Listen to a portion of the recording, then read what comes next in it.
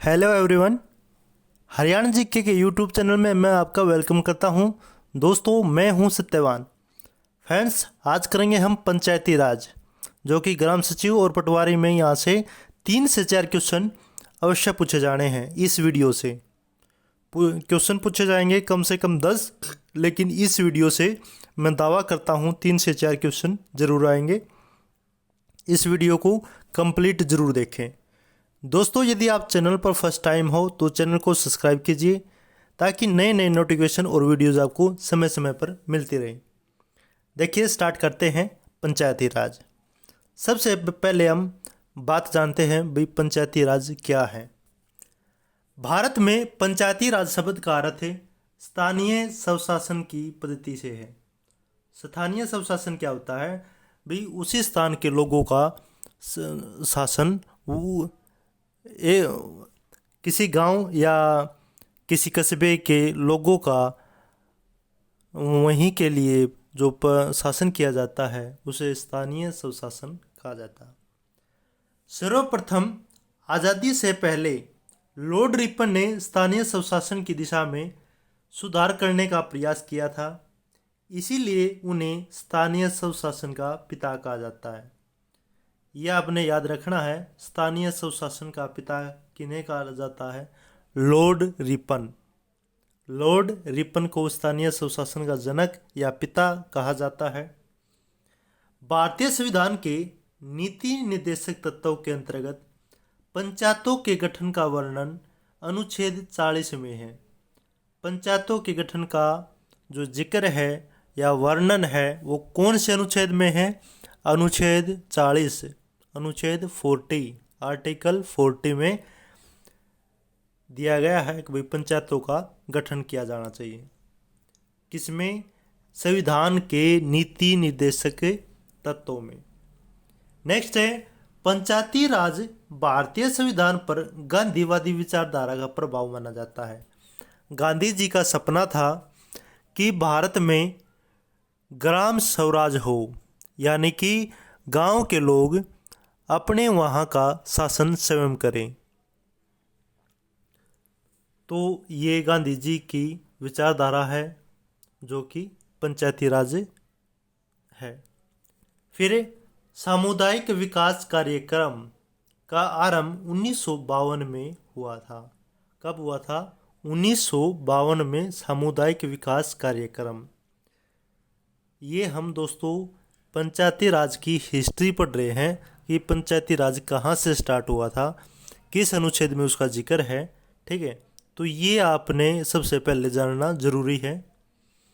जनवरी 1957 में भारत सरकार ने सामुदायिक विकास कार्यक्रम तथा राष्ट्रीय विस्तार सेवा स्थापना, याद रखना है, सामुदायिक विकास कार्यक्रम और राष्ट्रीय विस्तार सेवा स्थापना 1953 द्वारा किए गए कार्यों की जांच व सुझाव देने के लिए एक कमेटी का गठन किया गया, जिस कमेटी का नाम था बलवंत राय मेहता कमेटी।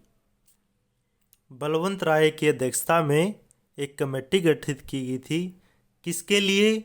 सामुदायिक विकास कार्यक्रम और राष्ट्रीय विस्तार सेवा स्थापना के लिए। ठीक है, इस कमेटी ने क्या करना था भाई? कार्यों की जांच और सुझाव देने थे। देखिए नेक्स्ट। अच्छा, इस कमेटी ने अपनी रिपोर्ट सौंपी थी 1956 में।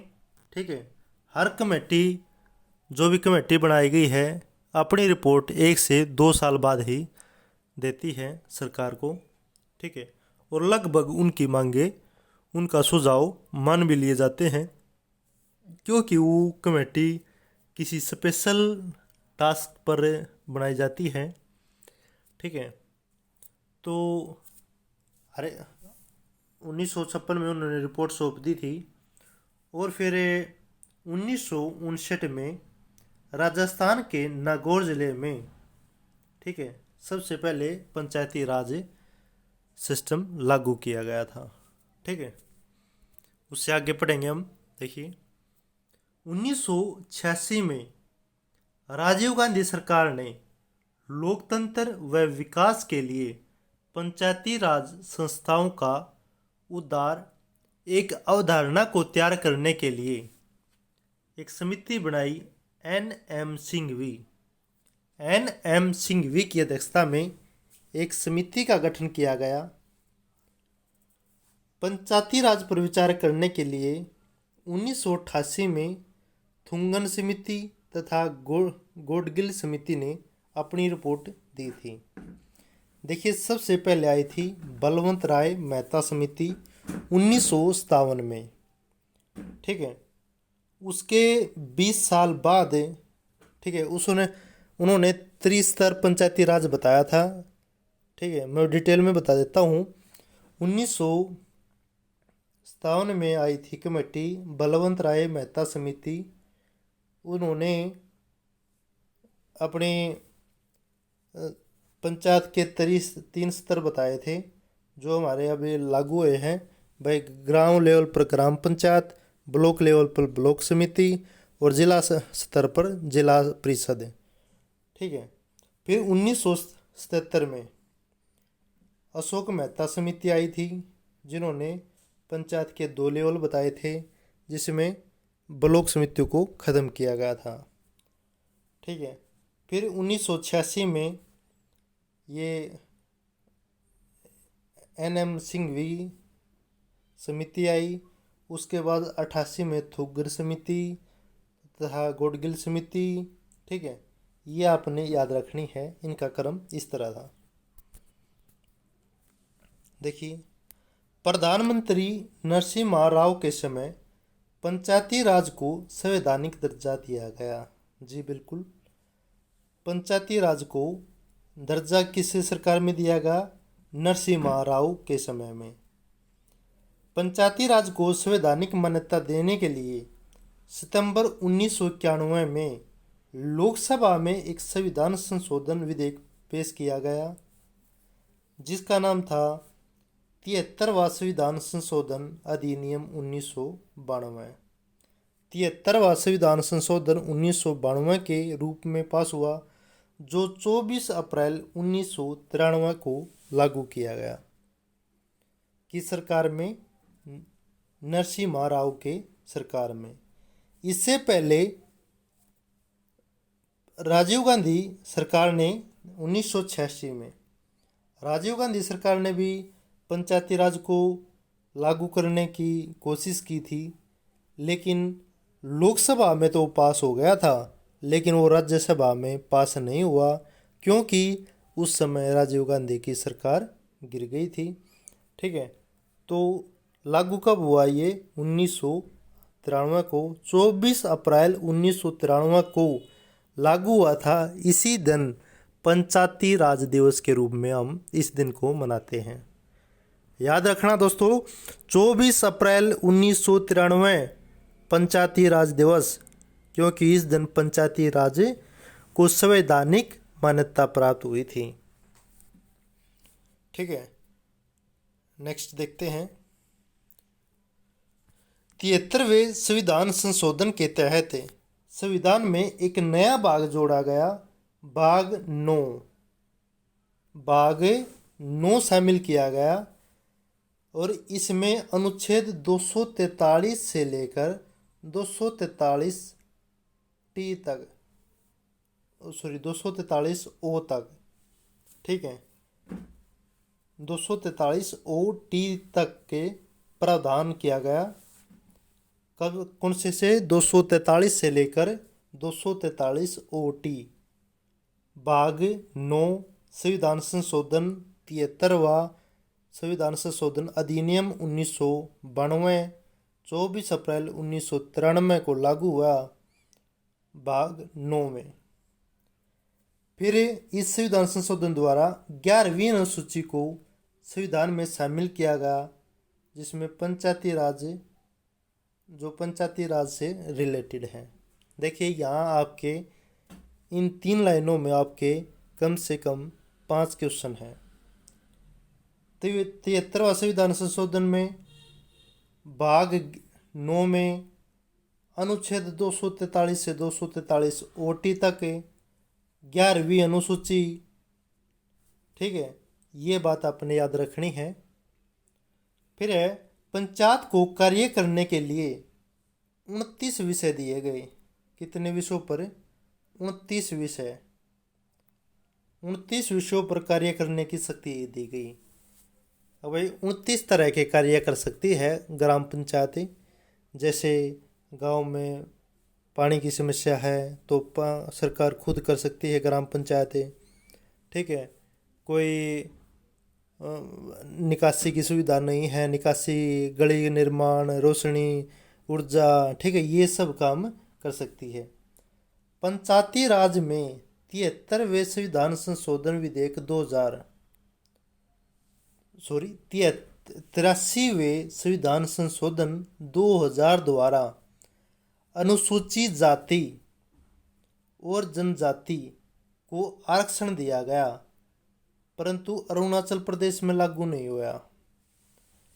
याद रखना है, 73वें संविधान संशोधन विधेयक 2000, ठीक है, 83वें संविधान संशोधन 2000 में अनुसूचित जाति और जनजाति को आरक्षण दिया गया था, लेकिन अरुणाचल प्रदेश में लागू नहीं किया गया।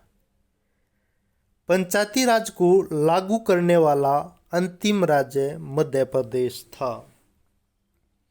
अंतिम राज्य कौन सा था? एमपी। पहला राज्य कौन सा था? राजस्थान। दूसरा कौन सा था? दूसरा था आंध्र प्रदेश। ठीक है, याद रखना दोस्तों ये। और लास्ट कौन सा था? मध्य प्रदेश। पंचायती राज जम्मू कश्मीर, दिल्ली, मेघालय, मिजोरम, नागालैंड तथा पश्चिम बंगाल के दार्जिलिंग जिले में लागू नहीं किया गया। इनमें पंचायती राज नहीं लागू किया गया, बाकी इनको छोड़कर पूरे भारत में पंचायती राज लागू किया गया था।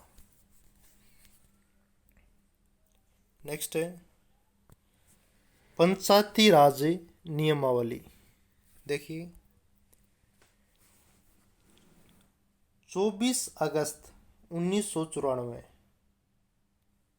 हरियाणा में पंचायती राज की नियमावली बनाई गई, कानून बनाया गया 24 अगस्त 1994 को।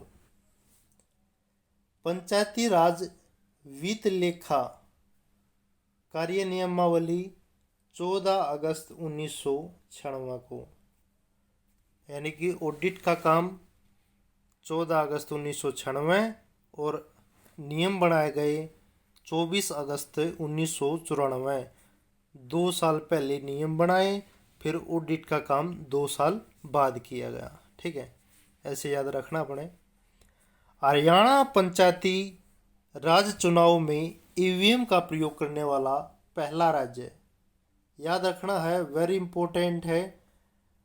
पूरे भारत में पंचायती राज चुनाव में ईवीएम का सबसे पहले प्रयोग हरियाणा राज्य ने किया था। किसने? हरियाणा ने पंचायत इलेक्शन में ईवीएम का प्रयोग किया था। हरियाणा के कुल गांव कितने हैं? 6,841। ये 2011 की जनगणना में। अब लेटेस्ट जो 2021 है, इसमें हमारे कुल गांव 7356 गांव हैं। कितने? 7356, 7356। याद रखना है, 7356। ठीक है, ये वर्तमान में गांव हैं। ग्राम पंचायत 2011 की जनगणना अनुसार 6212 ग्राम पंचायत थी, 6212। लेकिन 2016 में ये 6205 थी, लेकिन वर्तमान में 6321, 6321 ग्राम पंचायत है। ये याद रखना है, ऑप्शन में कोई भी आ सकता है। देखिए, तीनों एग्जामिनर नहीं देगा, अगर देगा तो डेट देगा। अगर भाई 2011 की जनगणना अनुसार ग्राम पंचायतों की संख्या कितनी थी। फिर आपने 6212 करना है, चाहे ऑप्शन में तीनों हो। ठीक है, 2016 की में कहे 6205 है, और वर्तमान में पूछे तो 6321 आपने आंसर लगाना है। हरियाणा में नई बनी पंचायतों की संख्या 106। 106 पंचायतें नई बनी हैं। सबसे अधिक पंचायतों वाला जिला कौन सा दोस्तों? यमुनानगर। यमुनानगर में सबसे ज़्यादा ग्राम पंचायत है। याद रखने आपने, ये भूलने नहीं है। सबसे ज़्यादा ग्राम पंचायत कहाँ? यमुनानगर में। वर्तमान में कितनी ग्राम पंचायत है? 6321। कुल गांव 7356।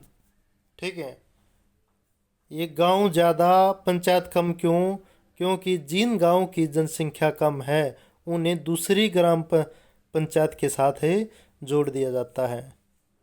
दोस्तों, आपने कमेंट बॉक्स में क्वेश्चन का आंसर बताना है कि हरियाणा में, देखिए ध्यान से सुनिए, हरियाणा में ग्राम पंचायतों का गठन, हरियाणा में ग्राम पंचायतों का गठन किसके माध्यम से किया जाता है? ठीक है, वेरी इजी क्वेश्चन है कि ग्राम पंचायतों का इलेक्शन कौन करवाता है। देखिए नेक्स्ट है,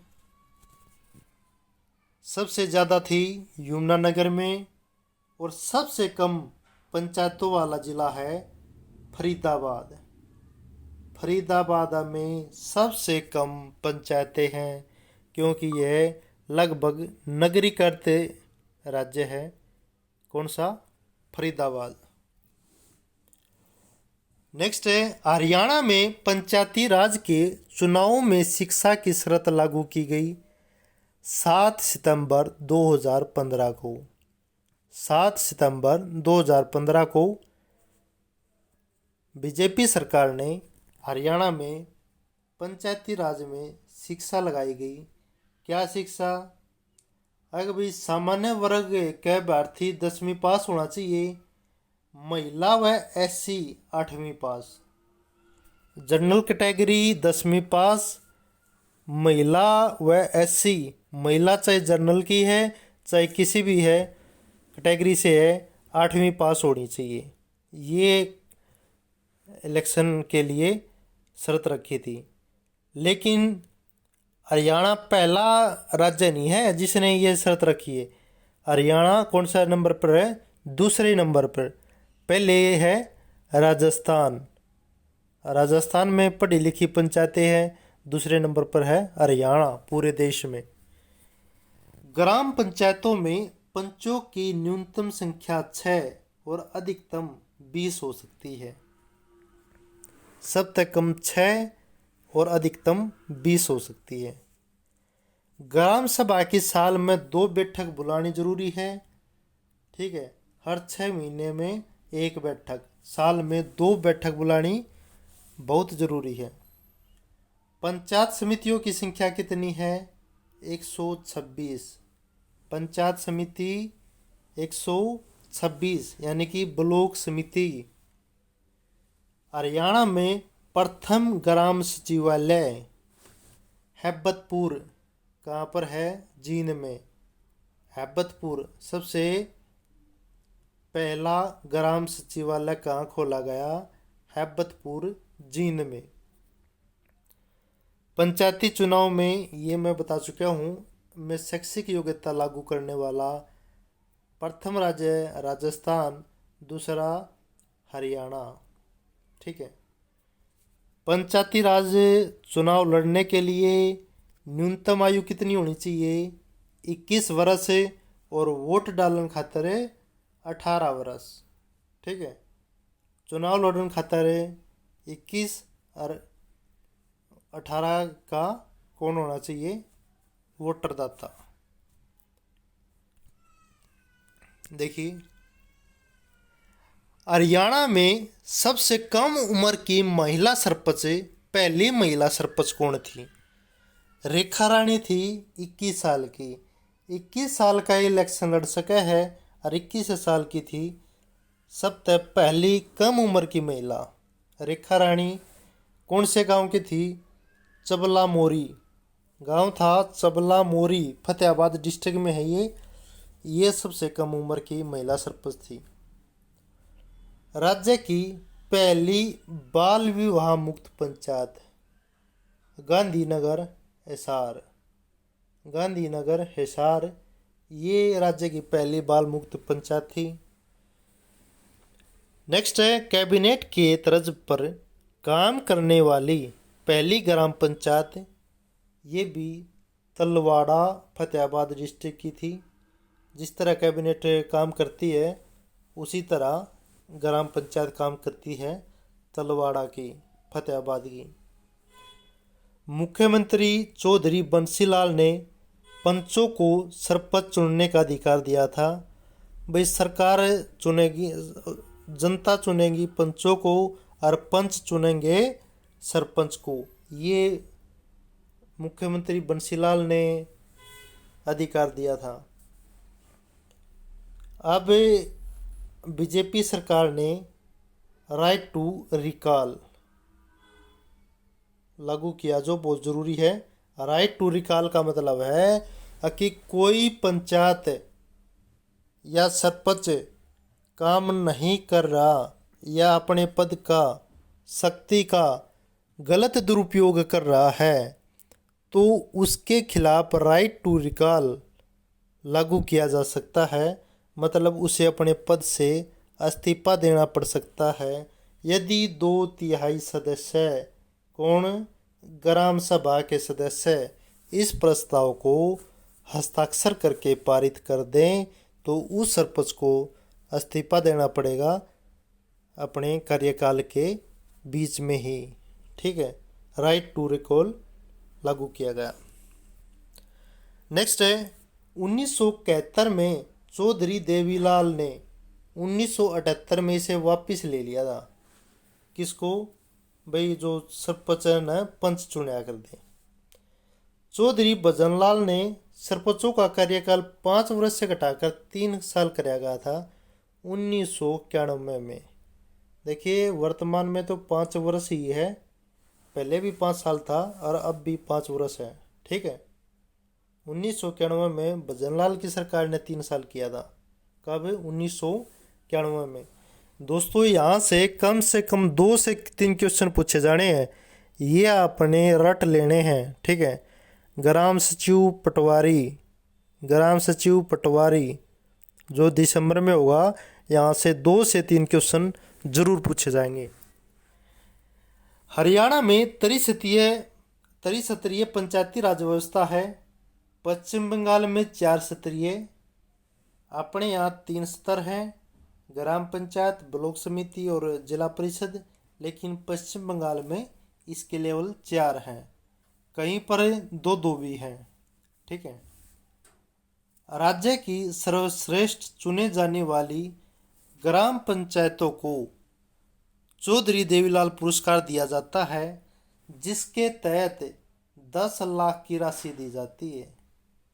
10 लाख की राशि नगद दी जाती है चौधरी देवीलाल पुरस्कार के तहत। नेक्स्ट है,